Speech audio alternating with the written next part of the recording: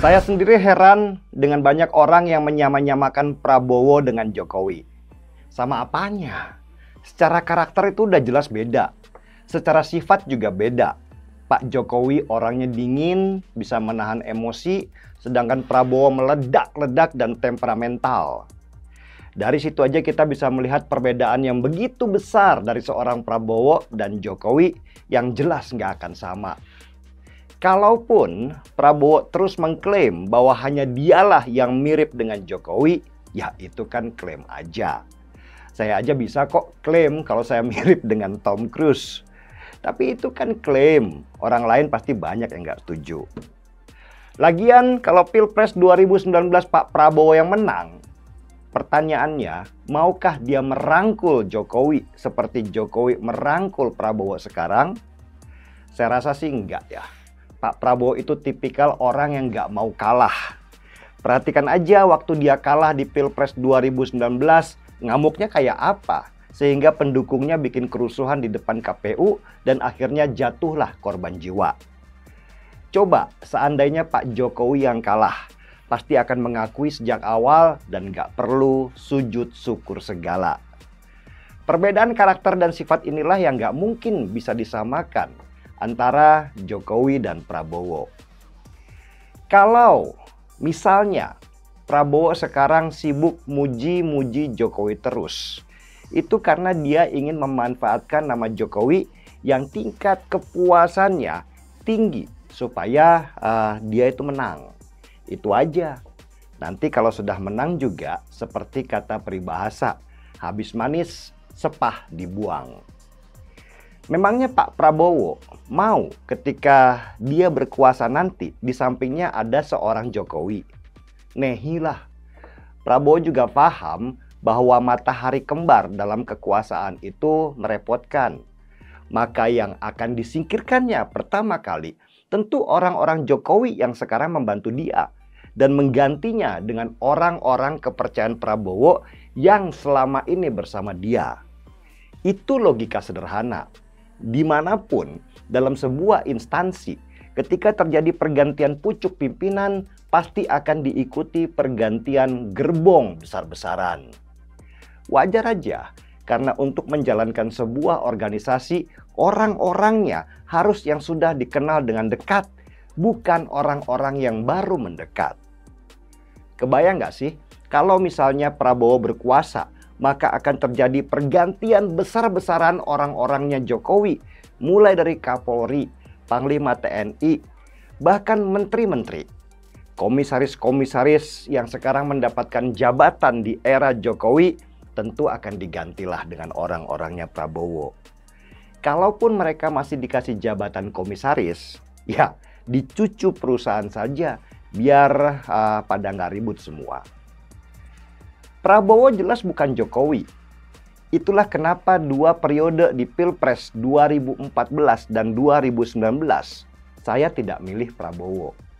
Selain rekam jejaknya yang kelam dengan pelanggaran hak asasi manusia, juga keterkaitan Prabowo dengan Orde Baru, emosi Prabowo yang tidak stabil itulah yang mengerikan buat saya. Bagaimana bisa memimpin negara kalau emosi presidennya sesuai dengan mood pribadinya dia? Bahaya sekali. Kalau nanti ada ketersinggungan sedikit di dalam hubungan antar negara misalnya, bisa-bisa nanti sibuk perang terus.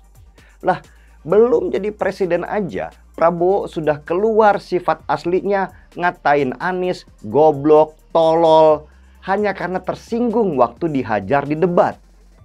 Prabowo itu seperti bom waktu yang siap meledak, kadang terlihat gemoy, tapi sebenarnya dalam dirinya itu ada sumbu pendek yang akan menyala ketika dia merasa tidak suka.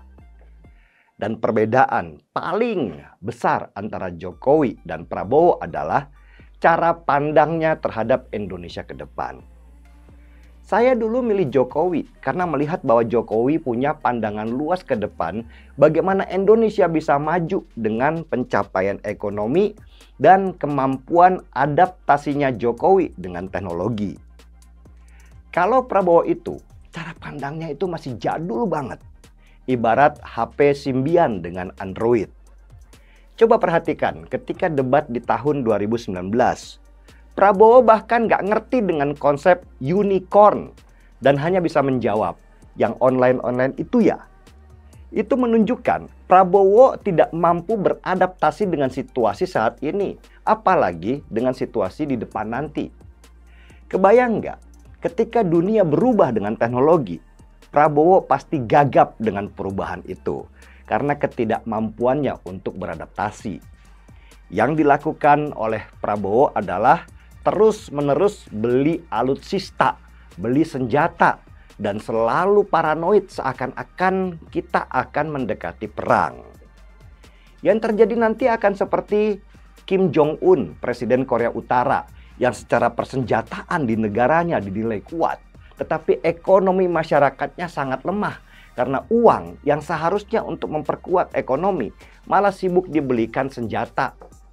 Rakyat akan dikorbankan ekonominya karena ketakutan Prabowo yang berlebihan. Dan dampak untuk mengamankan ekonomi yang lemah nanti, apalagi selain pajak juga nanti akan dinaikkan setinggi-tingginya. Saya tidak bisa membayangkan apa yang terjadi seandainya Prabowo nanti memerintah.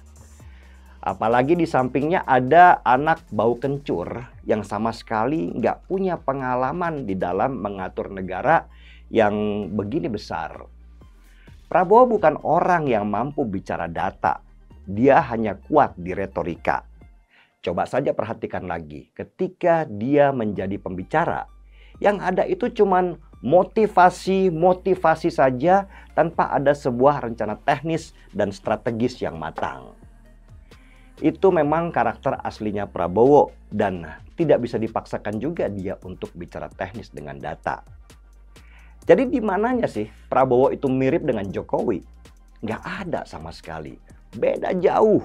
Dan ini yang membuat saya sejak dulu tidak memilihnya menjadi pemimpin tertinggi di negara ini.